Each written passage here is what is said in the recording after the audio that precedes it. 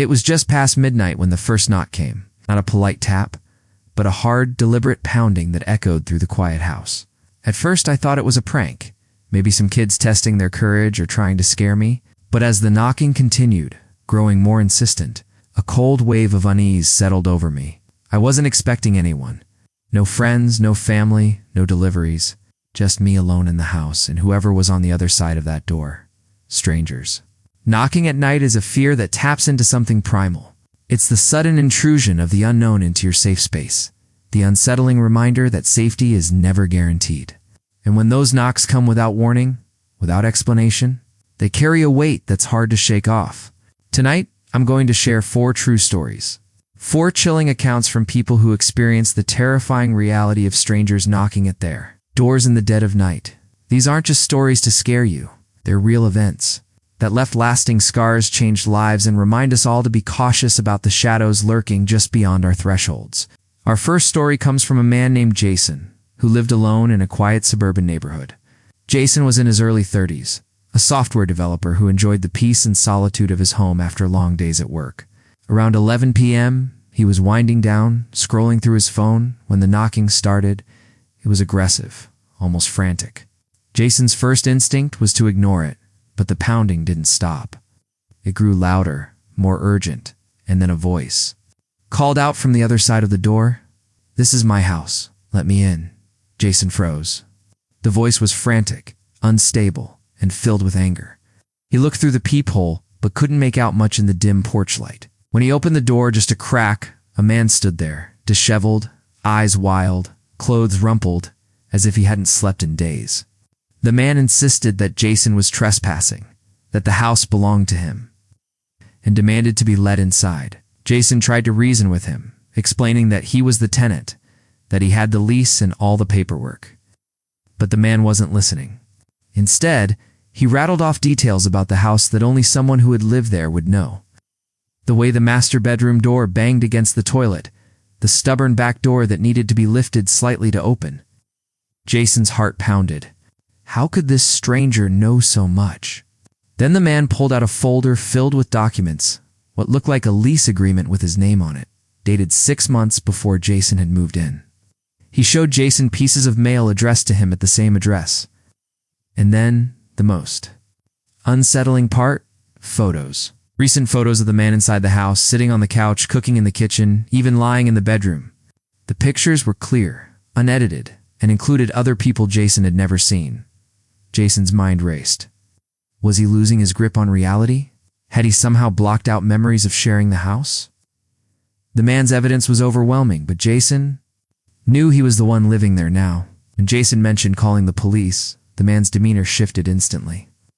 He calmed down, said he'd wait outside while Jason made the call, then disappeared into the night. The police arrived, but after hearing the story, they dismissed it as a mental health crisis. They suggested Jason contact his landlord to check with previous tenants. So the landlord was just as baffled. He had no record of anyone matching the man's description and had never rented to anyone like him. The previous tenants also denied knowing the man. 2 weeks later, Jason came home to find his house ransacked. It wasn't a typical burglary. Valuables were left untouched, but the place was trashed as if someone was searching for something specific. The police found no signs of forced entry, suggesting the intruder had a key.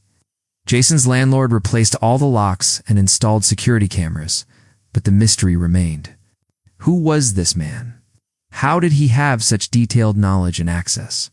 And what was he looking for? Jason's story is a chilling reminder that sometimes the threat isn't just from strangers lurking outside, but from someone who knows your home better than you do. It's a nightmare scenario that blurs the line between reality and paranoia, leaving you questioning everything you thought was safe.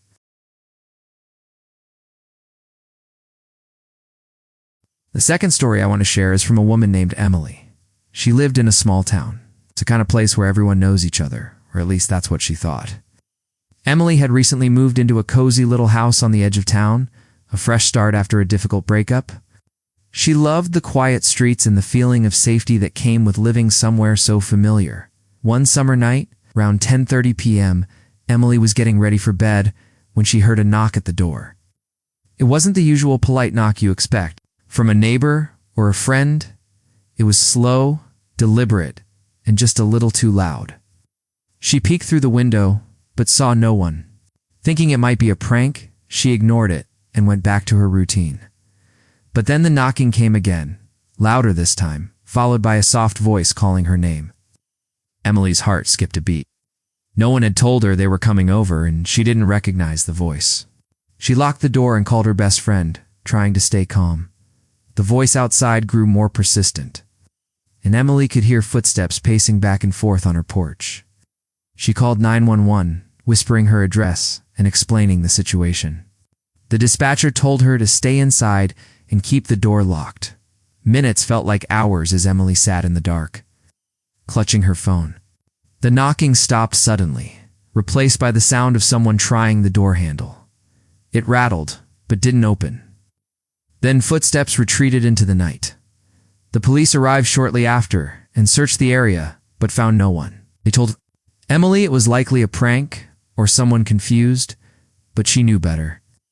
The next morning, she found muddy footprints on her porch and a note slipped under the door. It read simply, "I know where you are." Emily's sense of safety shattered. She installed new locks, security cameras, and even a motion-activated light. But the feeling of being watched never left her. Weeks later, she found her car's tires slashed and a message scratched into the paint. "You can't hide." What made Emily's story so terrifying wasn't just the knocking or the threats. It was the realization that someone was watching her, learning her routines, and waiting for the right moment to strike. The stranger wasn't just knocking at her door. They were knocking on the door of her life, trying to break in piece by piece.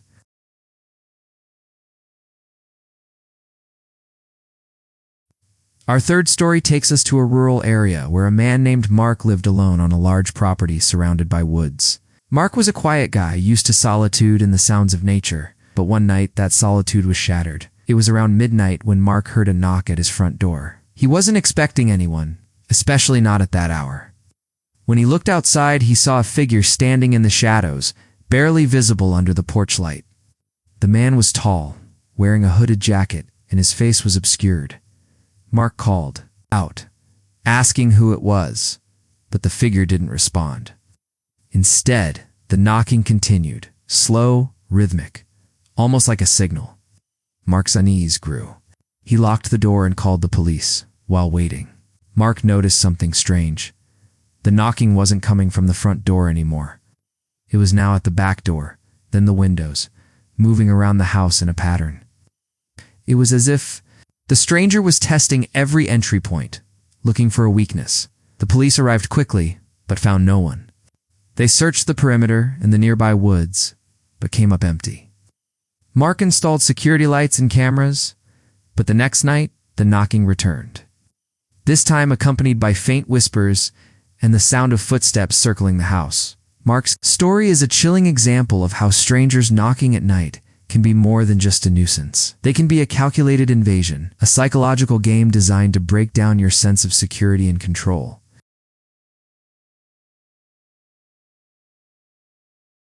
The final story is perhaps the most disturbing of all. It comes from a woman named Sarah who lived in a bustling city apartment complex. Sarah was used to the noise and chaos of city life, but nothing prepared her for what happened one cold winter night. Around 1 a.m., Sarah was jolted awake by a loud banging on her apartment door. She looked at the clock, heart racing. No one was supposed to be visiting at this hour. She peeked through the peephole and saw a man she didn't recognize, pacing impatiently. The man knocked again, harder this time, shouting her name. Sarah didn't answer. She called the building's security and then 911, explaining the situation. The man's knocking turned into pounding, and then he started yelling threats, demanding she open the door. Sarah's fear escalated as she realized this wasn't random. It was personal. Security arrived and confronted the man who claimed he was her boyfriend and that she was hiding from him. Sarah had never met him before. The police took the man away, but the damage was done. Sarah felt violated, unsafe in her own home. In the days that followed, Sarah received strange phone calls. Her mail was tampered with, and she found notes slipped under her door. The stranger knew details about her life that she hadn't shared with anyone. Sarah's story highlights a terrifying truth. Sometimes, strangers knocking at your door aren't just random threats. They're people who have been watching, stalking, and planning their intrusion long before that first knock. These 4 stories share a common thread: the terrifying experience of strangers knocking at night, breaking the boundary between safety and danger. Each story reveals a different facet of that fear, from the psychological torment of being watched to the physical threat of an intruder, to the unsettling mystery of someone who knows too much. If there's one thing these stories teach us, it's that safety is fragile and the unknown can be closer than we think. So the next time you hear a knock at night, remember these stories and trust your instincts. In the end, these stories aren't just about strangers knocking at doors. They're about the fragile line between safety and fear, trust and suspicion. They remind us that danger can come when we least expect it, and sometimes from those we never imagined. But they also remind us of our strength, the courage to face the unknown, to protect what's ours, and to keep moving forward even when fear tries to hold us back. So, if you ever hear that knock in the dead of night, don't ignore it. Listen. Closely trust your instincts and take action, because your safety, your peace of mind, and your life might depend on it. Thank you for listening to these true stories. Stay safe, stay vigilant, and remember, you're never alone in the dark.